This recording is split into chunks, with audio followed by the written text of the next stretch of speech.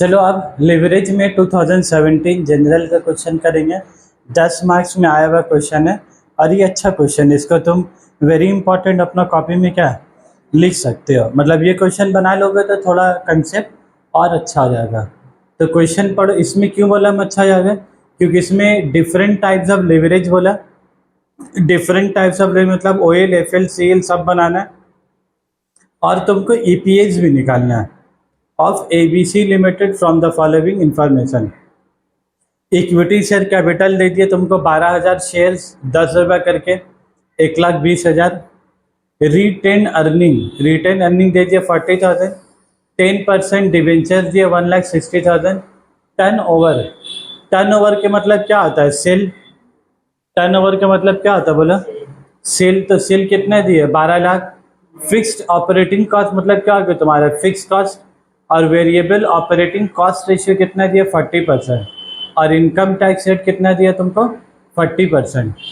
तो यही इंफॉर्मेशन के साथ तुमको सॉल्यूशन बनाना शुरू करना होगा।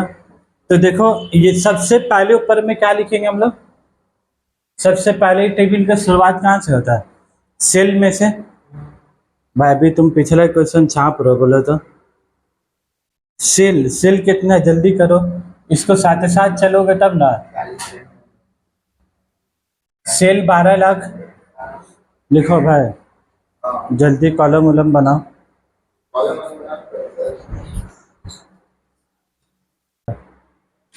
सेल दिया 12 लाख। सेल के बाद क्या चीज माइनस करेंगे बोलो? Variable cost. अब तुम लोग को आज ये वाला क्वेश्चन में 2017 जनरल वाला अच्छा क्वेश्चन है। पहले का क्वेश्चन जरूर है बट अच्छा क्वेश्चन है। ये जो वेरिएबल कॉस्ट है, देखो लोग क्या बोला? 40%। वेरिएबल कॉस्ट कितना बोला है तुमको? 40%। तो याद रखोगे variable cost is 40% of sales. Variable cost जो 40% बोला है ना, वो 40% तुम किसके साथ मल्टीप्लाई करोगे? 40% ऑफ सेल के साथ। तो तुम बोलो तुम्हारे क्वेश्चन में सेल कितना है? 12 लाख। तो 12 लाख का 40% कितना हो गया? 4,80,000। अब आज तुम लोग को एक चीज और बताएंगे, ठीक है? ये क्वेश्चन कराने का पीछे कुछ मकसद है। 12 लाख में से 4,80,000 गया, 12 लाख में से 4,80,000 गया, तो कितना बचा बोलो? 7,20,000। ये 7,20,000 ये तुम्हारा क्या आया? कंट्रीब्यूशन 7,20,000। अब आज इससे एक रिलेशन बताना है। अगर तुम्हारा वेरिएबल कॉस्ट इस 40% ऑफ सेल्स, सेल का 40% वेरिएबल कॉस्ट है। मतलब जब भी कोई भी हम लोग सामान बनाकर प्रोडक्ट बेचेंगे तो अगर 100 रुपये दाम है तो 40% वेरिएबल कॉस्ट, तो बाकी का 60% क्या हुआ? कंट्रीब्यूशन। बाकी का 60% कंट्रीब्यूशन हुआ, फिक्स नहीं। 40% अगर वेरिएबल कॉस्ट है तो 100 में से वेरिएबल कॉस्ट गए तो तुम्हारा क्या बचेगा? कंट्रीब्यूशन। तो ये जो तुम्हारे 60% ऑफ सेल्स बचा ना, ये जो 60% ऑफ सेल्स बचा, यही 60% ऑफ सेल्स को हम लोग बोलते हैं तुम्हारा पीवी रेशियो। यही रिलेशन को हम लोग क्या बोलते हैं?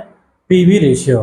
तभी आगे का क्वेश्चन जो हम नहीं बोल रहे थे, क्वेश्चन हम सोचे थे कि आज आएंगे तो पहले वो क्वेश्चन बनाएंगे, तो हम उससे शुरुआत नहीं किया क्योंकि वो टेबल में थोड़ा सा घुमा फिरा था। यही वाला घुमा, और लोग वो वाला 2019 ऑनर्स में जो क्वेश्चन दिया ना, वो लोग तुमको वेरिएबल कॉस्ट नहीं बोला, वो लोग तुमको तुम्हारे क्वेश्चन में क्या बोला? PV ratio 60% of sale. और हम लोग को क्या चाहिए? Variable cost. तो वो जो 2019 ऑनर्स वाला क्वेश्चन बोला ना, उसमें लोग पीवी रेशियो दिया है, उसमें लोग तुमको वेरिएबल कॉस्ट नहीं दिया है। तो तुमको सोचने कैसे होगा? अगर पीवी रेशियो 60% है तो वेरिएबल कॉस्ट तुम्हारा कितना होगा? 40% ऑफ सेल। समझ में आया बात? अगर वो लोग तुमको पीवी रेशियो हो गया तुम्हारा कंट्रीब्यूशन, पीवी रेशियो हो गया प्रॉफिट वॉल्यूम रेशियो, कंट्रीब्यूशन। अब कंट्रीब्यूशन अगर 60% है, 40% ऑफ सेल। अब हम एक और एग्जांपल ले रहे हैं। मान लो तुमको तुम्हारे क्वेश्चन में बोले पीवी रेशियो 75% ऑफ सेल, मतलब जो भी सेल करेंगे उसका 75% पैसा पॉकेट में आ गया, तो बाकी 25% क्या हो रहा खर्चा, तो बाकी का 25% तुम्हारा क्या हो जाएगा बोला, वेरिएबल कॉस्ट। कंट्रीब्यूशन है एक तरह का, क्लियर है बात। तो ये लोग तुमको तुम्हारे क्वेश्चन में क्या बोला, वेरिएबल कॉस्ट। अगर हकीकत बात बोले तो भाई क्वेश्चन में तुम अगर ये 60% नहीं भी लिखते उससे कोई मतलब नहीं है, बस इसलिए बताया कि 2019 ऑनर्स वाला क्वेश्चन बनाएंगे तो थोड़ा सा नहीं तो तैयारी है बस। अब बोलो कंट्रीब्यूशन, कंट्रीब्यूशन के बाद तुम्हारा क्या चीज़ माइनस होगा, फिक्स कॉस्ट। तो फिक्स कॉस्ट कितना दिया है क्वेश्चन में, देखो लोग फिक्स कॉस्ट का नाम क्या बोला है, फिक्स्ड ऑपरेटिंग कॉस्ट। फिक्स्ड क्योंकि फिक्स कॉस्ट दो टाइप का होता है, एक फिक्स्ड ऑपरेटिंग कॉस्ट और एक होता है fixed financial cost. Financial cost मतलब जो लोन लिया उसके इंटरेस्ट दे रहे हैं, तो वो भी तो रेट ऑफ इंटरेस्ट क्या फिक्स्ड है 12% 14%, तो वो हो गया फिक्स्ड फाइनेंशियल कॉस्ट और ये हो गया फिक्स्ड ऑपरेटिंग कॉस्ट। तो फिक्स ऑपरेटिंग कॉस्ट कितना बोला है तुम्हारा, 1 लाख रुपया, ठीक है। तो 7 लाख 20 में से 1 लाख 20, 1 लाख रुपये के तो कितना बचा, 6 लाख 20 हजार। ये 6 लाख 20 हजार को हम लोग क्या बोलेंगे तुम्हारा, EBIT, earning before interest and tax. अब तुम ये क्वेश्चन में बताओ, लेस इंटरेस्ट,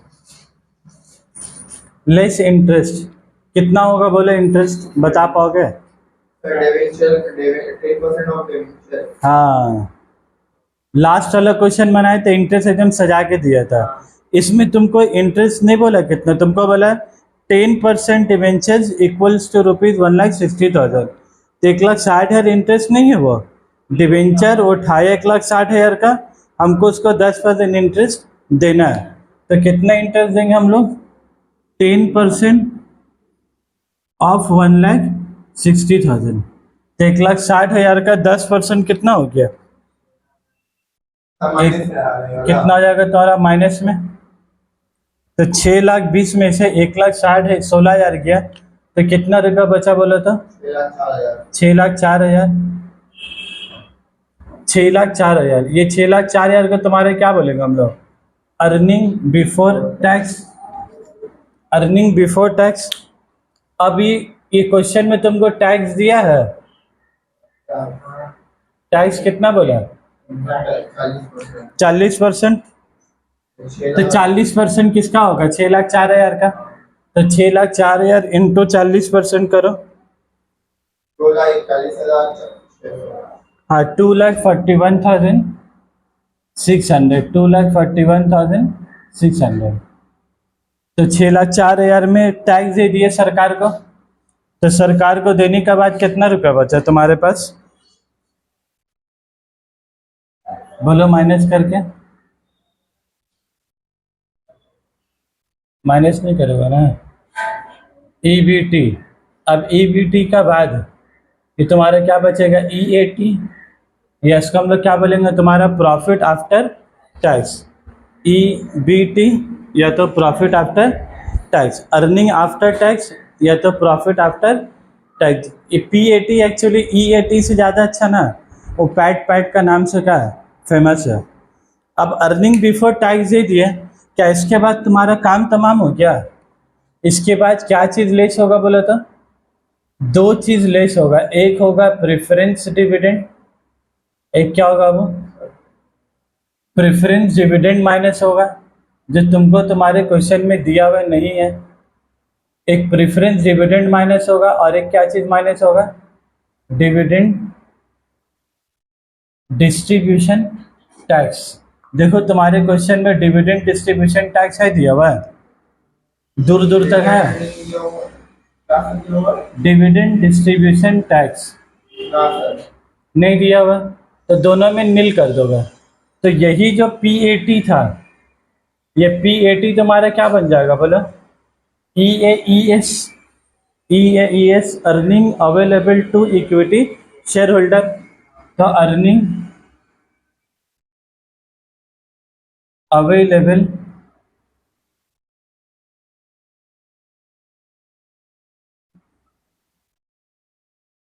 EAES, ये आ गया, अब ई एस के बाद तुमको क्या लिखना है बोलो, यहाँ तक आ गया ना। अब तुम यहाँ के बाद से इसको कर दे स्टॉप। अब तो और टेबल का तो और कोई काम नहीं है तुम्हारा, टेबल का काम खत्म। अब तुमको एक एक करके निकालना है, अब तुमको एक एक करके सब चीज़ क्या निकालना है। सबसे पहला चीज़ तुमको क्या निकालना है, डिफरेंट टाइप्स ऑफ लिवरेज। सबसे पहला चीज़ तुमको क्या निकालना है, different types of leverage. Operating leverage का बोलो, आपका कल 3,62,24,000 3,62,400, ठीक है। ऑपरेटिंग लिवरेज का फार्मूला बोलो, बोलो हम याद करेंगे, कंट्रीब्यूशन डिवाइडेड बाय EBIT। इससे अच्छा कोई तरीका हम बताए बोला और याद करने का। ऊपर में कंट्रीब्यूशन, नीचे में EBIT, तो न्यूमरेटर में कंट्रीब्यूशन, डिनोमिनेटर में EBIT। कंट्रीब्यूशन कितना है तुम्हारा 7,20,000, EBIT कितना हुआ वो 6,20,000। तो बोलो 7,20,000 डिवाइडेड बाय 6,20,000 कितना आ रहा, 7,20,000 डिवाइडेड बाय 1.16 है ना। तो यहाँ पर लिख दो जाके 1.16, ओके। ऑपरेटिंग लिवरेज के बाद तुम क्या लिखोगे, फाइनेंशियल लिवरेज। फाइनेंशियल लिवरेज बोलो क्या होगा, EBIT divided by EBT, EBIT divided by EBT। EBIT कितना हो गया तुम्हारा 6,20,000 डिवाइडेड बाय EBT। EBT कितना हो गया 6,04,000, 1.03, गुड 1.03। अब उसके बाद जो तुमको क्या निकालना बोला, कंबाइंड लिवरेज। कंबाइंड लिवरेज का क्या लिखोगे फार्मूला, 1.19 OL इंटू FL कर दे सबसे अच्छा से, 1.16 इंटू 1.103, 1.03, 1.19, ठीक है। कंबाइंड लिवरेज के बाद अब तुमको लास्ट में तुमसे क्या पूछा, एक चीज़ और पूछा ना, यहाँ तक तो हम लोग का मालूम ही था। एक चीज़ और तुमसे क्या पूछा, अर्निंग पर शेयर। तो अर्निंग पर शेयर का फार्मूला क्या होता है, earning available to equity share holder divided by number of shares. 30.2 तो 3,62,400, नंबर ऑफ शेयर्स कितना बोला 12,000 शेयर्स, तो डिवाइडेड बाय कितना करोगे बोलो 12,000 शेयर्स 30.2 कितना रुपया आ गया, 30.2 हाँ 30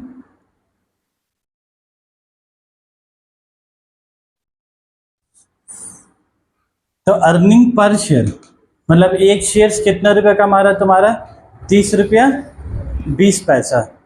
अर्निंग पर शेयर कितना हो गया 1 रुपया 30 रुपया 20 पैसा।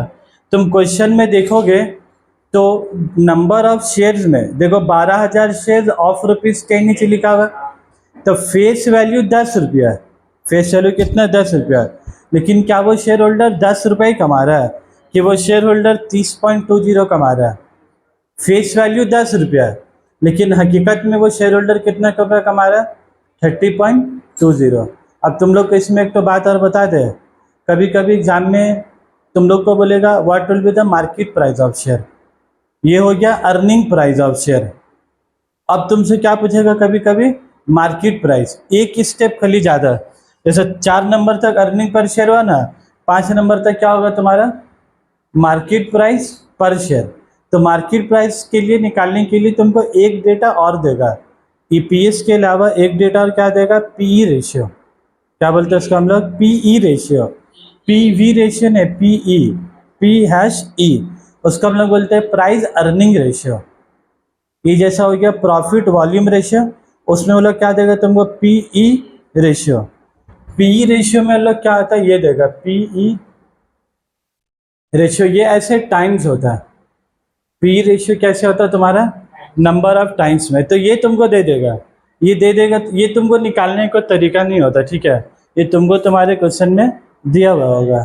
तुमको सिर्फ क्वेश्चन में तुमको क्या बोलेगा निकालने के लिए, मार्केट प्राइस पर शेयर। जैसे ये अर्निंग प्राइस निकाला, एक शेयर्स कमा रहा 30 रुपये करके।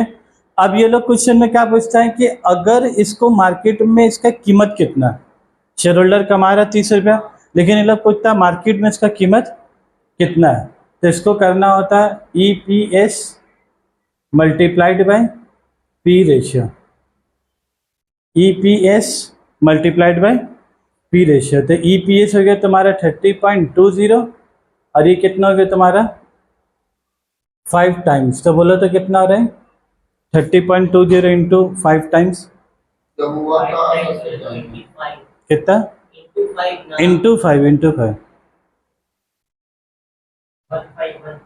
15। उस शेयर्स का फेस वैल्यू 10 रुपया, शेयर्स का अर्निंग प्राइस 30 रुपया, लेकिन उस शेयर्स का मार्केट में कीमत 151 रुपीज़। तो बोला जाता है ये, हाँ, तो मार्केट से कोई खरीदेगा तो कितने तक में खरीदने होगा 151 रुपीज़ में।